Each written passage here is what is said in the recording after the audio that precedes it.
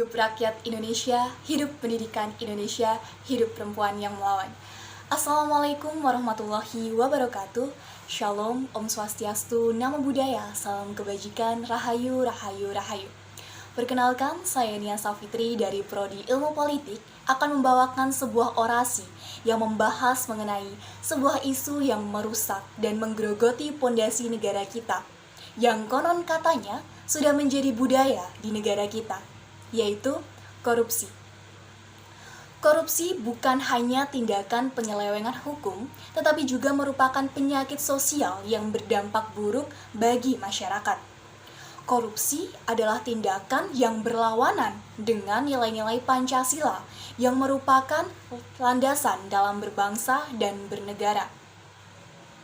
Menurut laporan Transparansi Internasional, Indonesia memiliki skor indeks persepsi korupsi sebesar 34 dari skala 0 hingga 100 pada tahun 2022.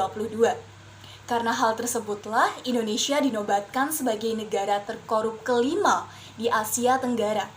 Tentulah hal tersebut bukanlah sebuah prestasi yang membanggakan, tetapi sungguh memprihatinkan.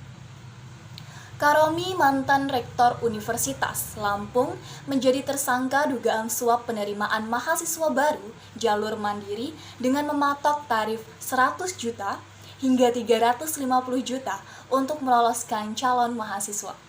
Bahkan, mantan rektor Universitas Lampung tersebut diduga telah menerima suap hingga 5 miliar lebih terkait penerimaan mahasiswa baru. Dan belum lama ini, mantan Gubernur Papua, Lukas NMB, terbukti menerima suap dengan total 17,7 miliar dan gratifikasi senilai 1,99 miliar. Berita korupsi seakan-akan menjadi makanan sehari-hari, apalagi ketika tokoh utama dalam kasus korupsi adalah mereka yang memiliki kekuasaan, kekayaan, maupun para elit-elit politik yang duduk di pemerintahan. Di sini seakan-akan kekuasaan menjadi jalan untuk segala jenis tindakan korupsi. Mereka yang memiliki kekuasaan seakan-akan dapat membodohi rakyat untuk mengaminkan kepentingan dan keinginan pribadi ataupun kelompoknya. Korupsi dapat memperlambat pertumbuhan ekonomi negara, sehingga berdampak serius terhadap pembangunan, kesejahteraan masyarakat, hingga keadilan bagi masyarakat Indonesia. Dana publik yang seharusnya digunakan untuk pendidikan, kesehatan, dan infrastruktur malah seringkali disalahgunakan untuk kepentingan pribadi. Bahkan, calon mahasiswa yang seharusnya diberikan kesempatan dan peluang yang sama tanpa membedakan latar belakang, suku, agama, ras untuk masuk ke suatu universitas akan kalah dengan mereka yang mempunyai kekayaan yang melimpah. Korupsi menciptakan ketidaksetaraan bagi masyarakat. Mereka yang memiliki kekuasaan dan kekayaan serta akses terhadap sumber daya cenderung semakin kuat.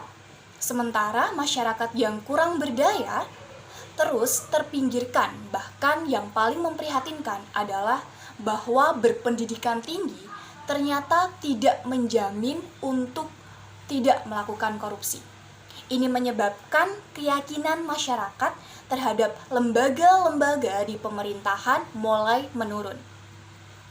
Maka dari itu, marilah kita bersatu melawan korupsi dengan meningkatkan kesadaran akan bahaya korupsi, adopsi nilai-nilai integritas dalam kehidupan sehari-hari, serta mendukung langkah-langkah nyata memberantas korupsi. Kuatkan hukum di Indonesia. Hidup mahasiswa, hidup rakyat Indonesia, hidup pendidikan Indonesia, hidup perempuan yang melawan. Wassalamualaikum warahmatullahi wabarakatuh.